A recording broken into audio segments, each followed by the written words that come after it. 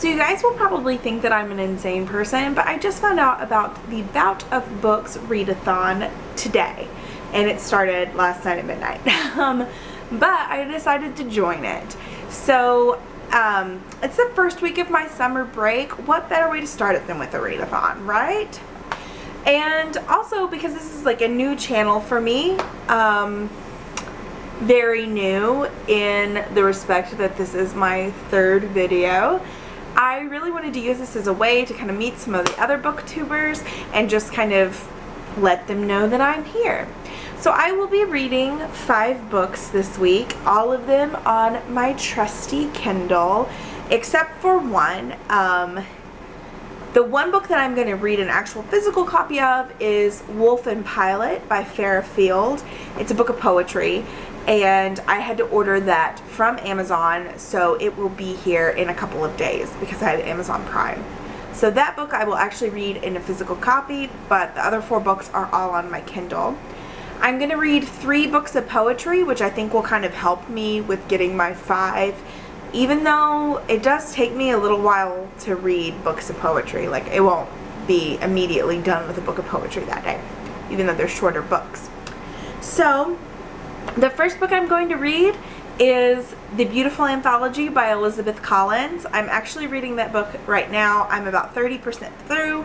It's the book for my book club this month. So if you want to follow my book club, I will leave a link to that below in the description to our Facebook group. And you can follow me on Goodreads and see how I'm doing every day. I'm going to try to do daily updates though. The second book I will read is Your Heels Are Alive by Jack Roberts. This is a book of poetry. I really don't know anything about this book other than the fact that my cousin promoted it on his Facebook. He's a filmmaker. So I thought I would try it out. We'll see how that goes. Then I will read Wolf and Pilot by Farrah Field. I think that will give it enough time to be here. I'm really excited to read that book.